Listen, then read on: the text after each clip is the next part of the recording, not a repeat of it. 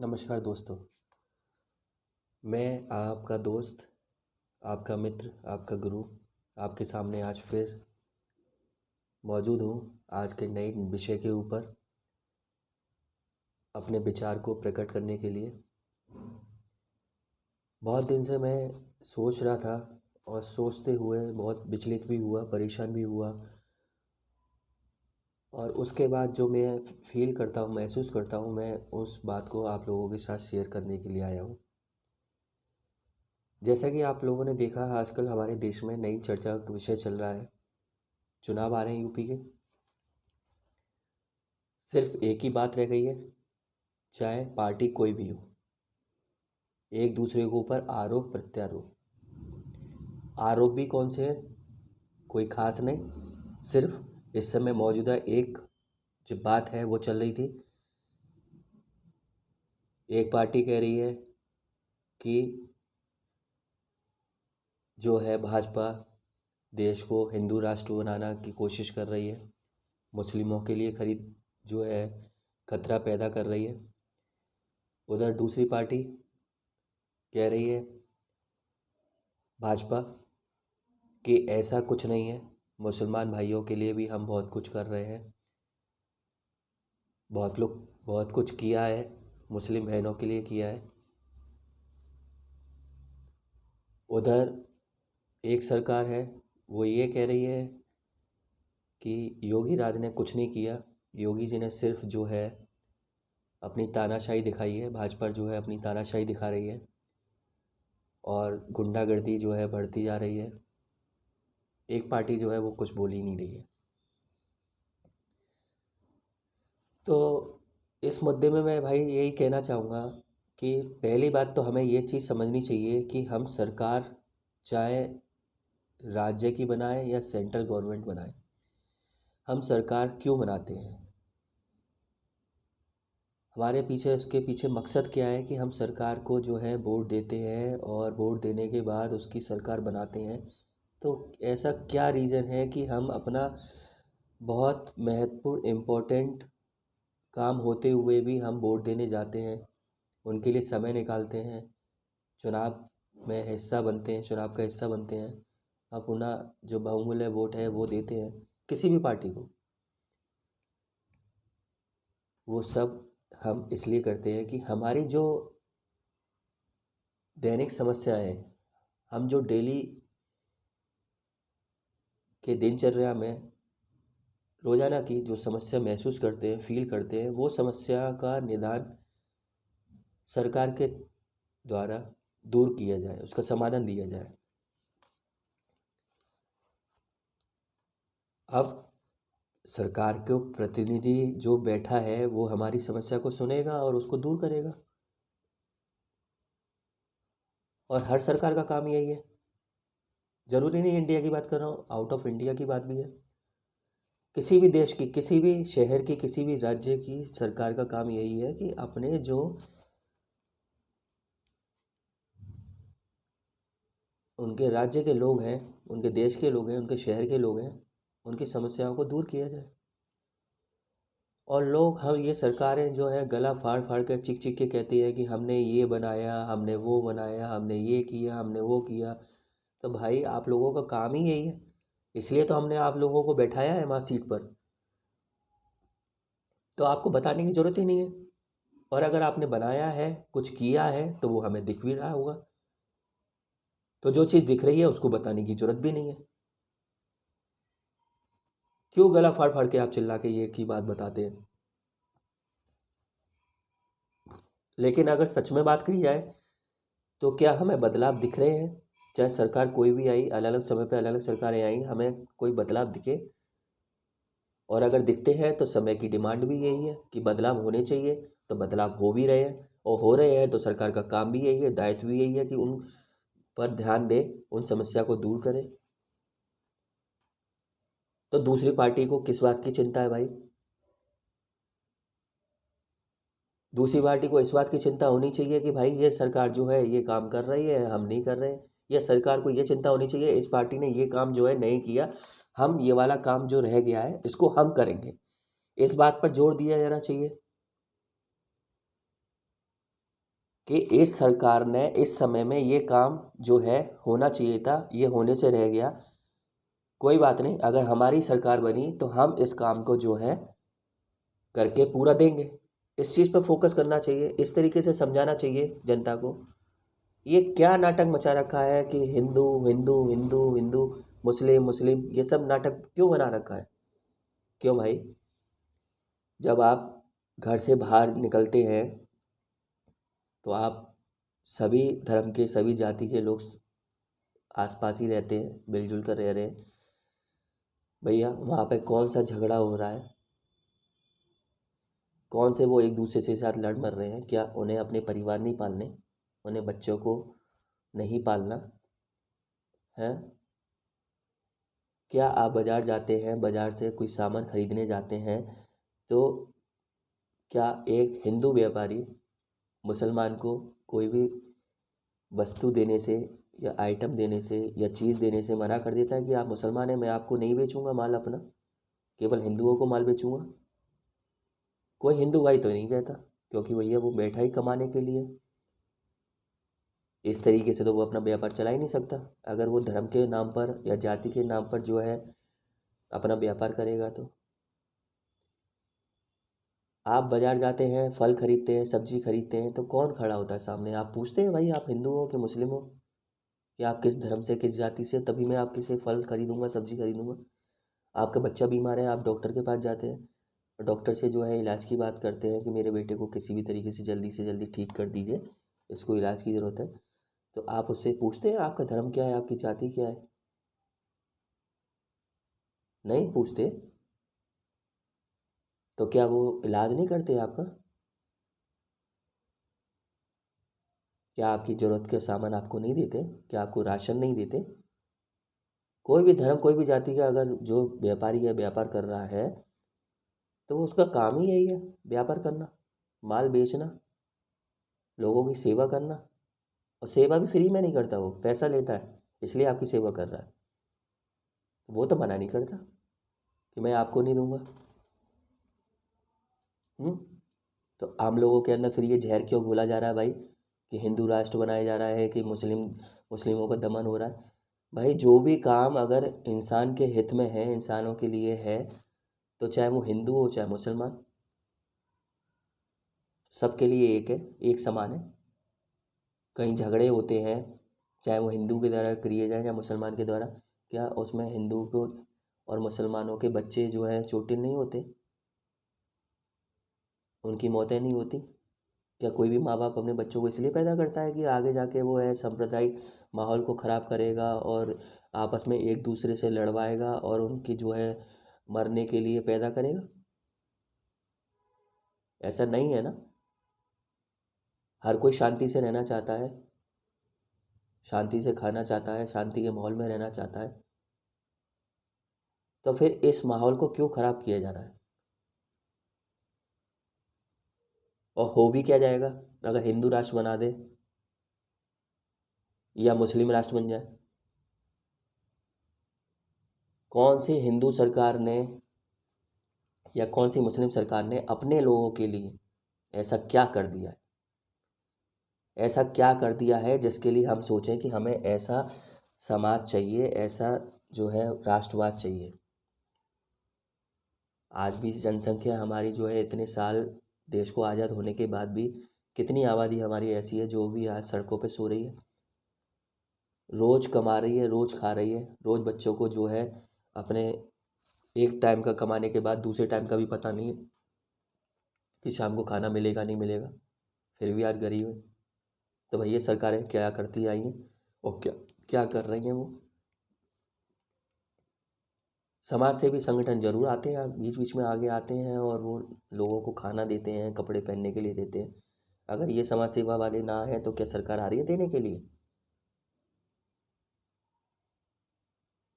अभी हमारा जो है राम मंदिर के लिए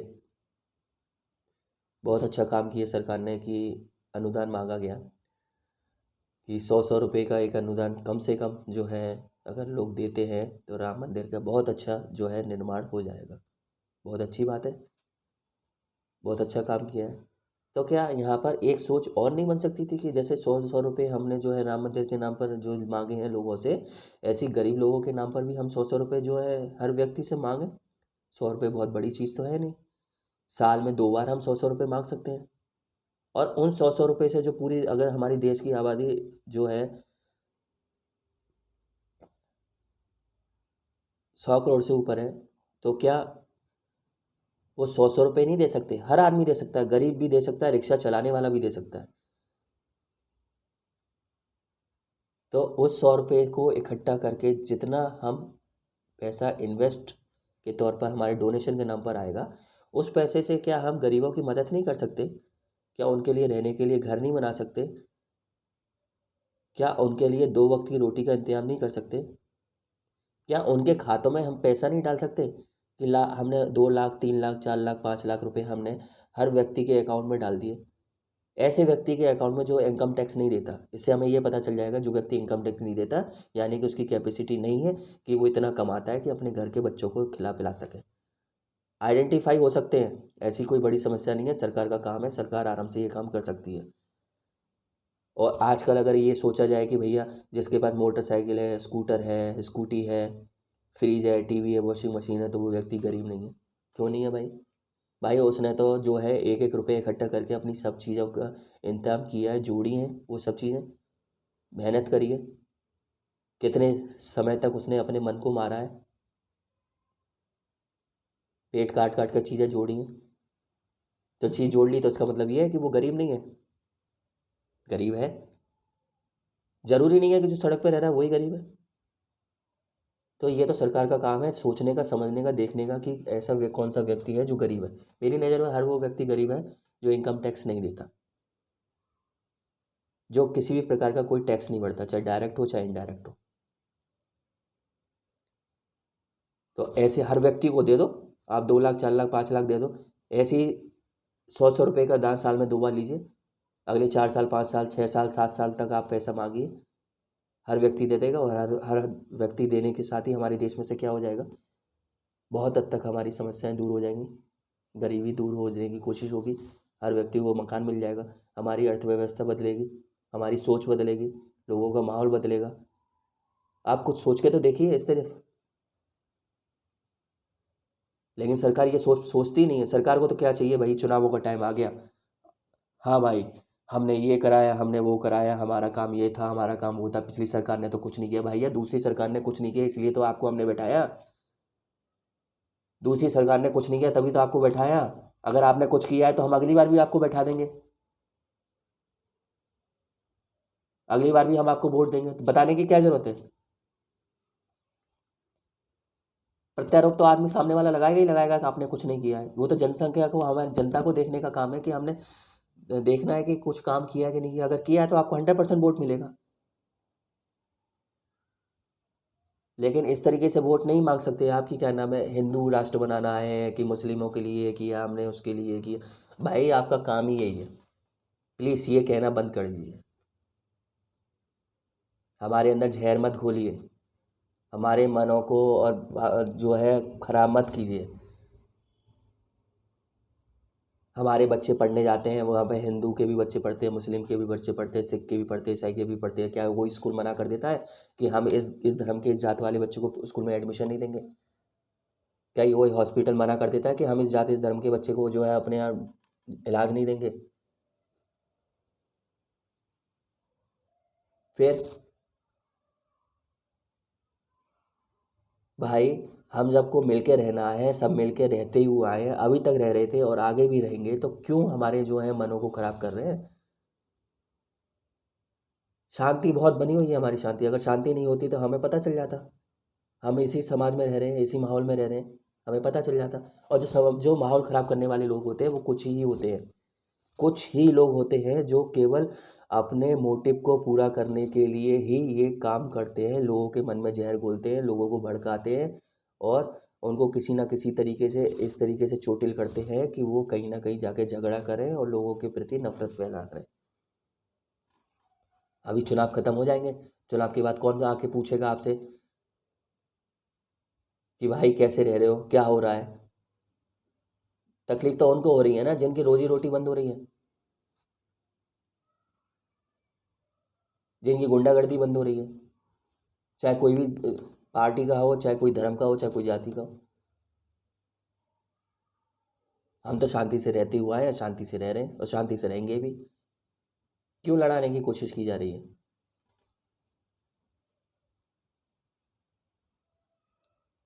तो प्लीज़ आप लोग सभी लोगों से मेरा यही निवेदन है कि आप लोग जो है धर्म और जाति के नाम पर वोट ना दें। आपको सिर्फ वोट देना है तो सिर्फ इस बात को सोच के दीजिए कि हमें आज के जो है हमारे जीवन में जो महत्वपूर्ण चीज़ हैं उसके उन बिंदुओं के ऊपर हमें वोट देना है। और मेरी समझ में आजकल के समय में सबसे ज़्यादा महत्वपूर्ण इम्पोर्टेंट चीज़ है कि हमारा शहर का, राज्य का विकास होना चाहिए। चीज़ें महंगी हो रही है आए दिन, उसके ऊपर लगाम लगनी चाहिए।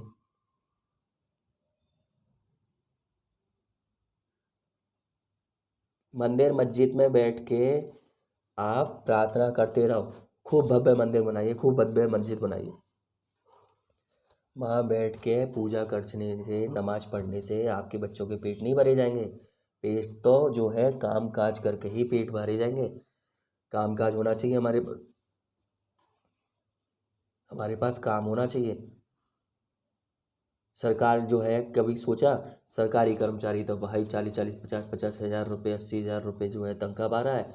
प्राइवेट आदमी जो है आज भी वही 8,000, 6,000 रुपये, 7,000 रुपये पे नौकरी कर रहा है, 10,000 रुपये में नौकरी कर रहा है। भाई एक मजदूर जो दिहाड़ी मजदूर है वो भी 400 रुपये रोज़ ले रहा है। एक मिस्त्री भी जो है 600 रुपये रोज़ ले रहा है आज के समय में। 18,000 रुपये महीने, 12,000 रुपये मजदूर। हम तो पढ़े लिखे भी उनसे ज़्यादा गैर बीते होते हैं। जो हम 6,000, 8,000 रुपये, 10,000 रुपये पे जो है हम अ,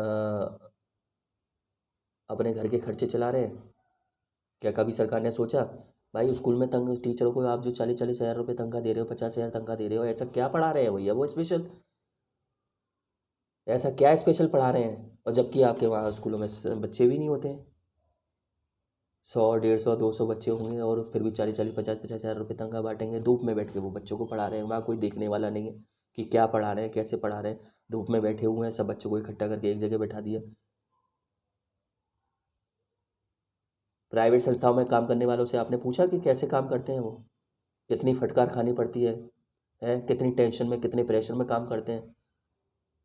फिर भी तनख्वाह कितनी? वही 8,000, 10,000, 15,000, 12,000। क्या इससे परिवार चल जाएगा? उनके खर्चे पूरे हो जाएंगे? आप बात कर रहे हैं कि हमारे देश से गरीबी दूर हो रही है। भैया कौन सी देश की गरीबी दूर हो रही है?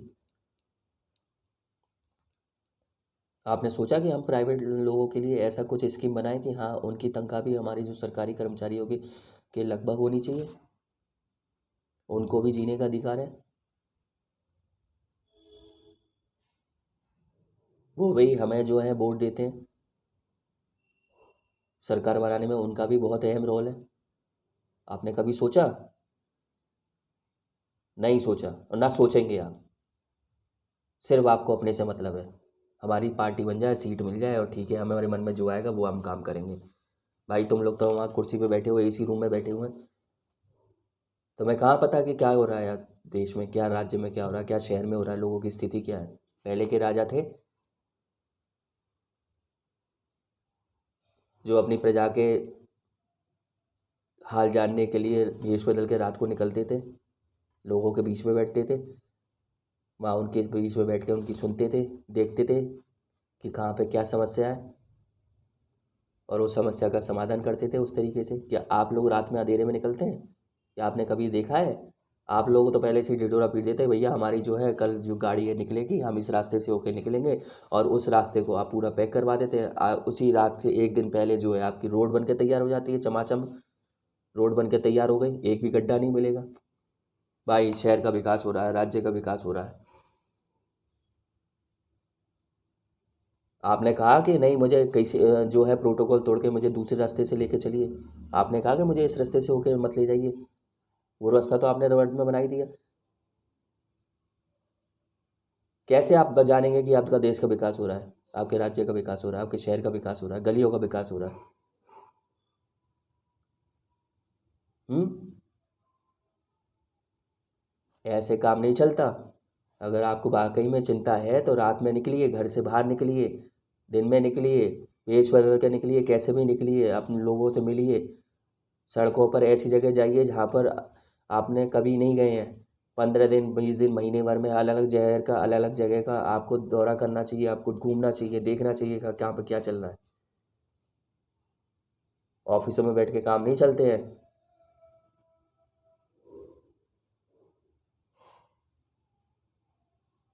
इस तरीके से कुछ नहीं हो सकता। भाई लोगों, मैं आपसे फिर से हाथ जोड़ के निवेदन करता हूँ, इस समय आप जो है किसी भी पार्टी के किसी भी प्रलोभन में मत आइए। प्रलोभन में आकर आप जो है गलत आदमी का चुनाव करते हैं, और चुनाव करने के बाद फिर जो है हमेशा के लिए 5 साल तक पछताते हैं। ऐसे लोगों को वोट दीजिए अगर देना है आपको, तो जिन्हें आपको लगता है कि वो हमारा कुछ विकास कर सकते हैं। और ये मैसेज मेरा उन पार्टियों के लिए भी है कि वो अगर लोगों के बीच में रहते हैं किसी भी रूप में, अगर वो किसी पार्टी के प्रतिनिधि हैं, तो लोगों की समस्या को अपने ऊपर अधिकारियों तक पहुंचाइए, अपने नेताओं तक पहुंचाइए और उस समस्या का समाधान करिए। हमारी सबसे बड़ी समस्या है हमारी बेरोजगारी, हमारी महंगाई। हमें हमें कोई एतराज़ नहीं है, आप 150 रुपये लीटर पेट्रोल कर दीजिए, 2000 रुपये का सिलेंडर कर दीजिए, हमें कोई दिक्कत नहीं है। लेकिन हमारी तनख्वाह भी तो उसी के अकॉर्डिंग बढ़ा दीजिए, चाहे हम प्राइवेट में हो चाहे सरकारी में। सरकारी वालों को तो मिल ही रहा है, प्राइवेट वालों को कर दीजिए। प्राइवेट वालों की नौकरी कम से कम 30,000 रुपये, 35,000 रुपये महीने कर दीजिए। हम भी 2000 रुपये का सिलेंडर खरीद लेंगे, हमें क्या दिक्कत है। 150 रुपये लीटर पेट्रोल डलवा लेंगे, हमें कोई दिक्कत नहीं है। हमें भी तो 30-35 हज़ार रुपये तनख्वाह मिलनी चाहिए। आप ऐसा कोई नियम बनाइए। प्राइवेट जो लोग हैं वो अगर नहीं तनख्वाह दे सकते हैं तो भाई उनके ऊपर प्रेशर डालिए। प्रेशर नहीं डाल सकते हैं तो भाई आप उनके खातों में अपने पैसा दीजिए। क्यों नहीं दे सकते, दे सकते हैं। टैक्स के नाम पे आप लाखों करोड़ों रुपया, अरबों रुपया आप जो है अपने सरकारी खजानों में आता है पैसा, उस पैसे का यूटिलाइज़ कीजिए। तो मंदिर और मस्जिद के नाम पे आप जो है दान मांग सकते हैं, तो क्या गरीब लोगों की मदद करने के लिए आप दान नहीं मांग सकते।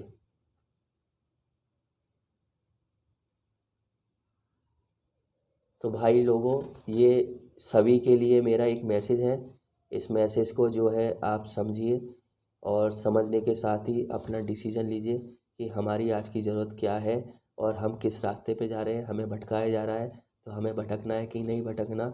और जो प्रतिनिधि हैं सरकार के, उनको ये बात समझनी होगी कि लोगों की ज़रूरत क्या है। लोगों की ज़रूरत क्या है, हमें उन ज़रूरत को पूरा करना है। अगले 50 साल तक आप रहोगे, आपको टिकट मिलेगी, आपको सीट मिलेगी, अगर आप जनता के साथ खड़े हो, जनता की बात सुन रहे हैं, जनता के लिए कुछ कर रहे हैं। आपको बताने की ज़रूरत नहीं है।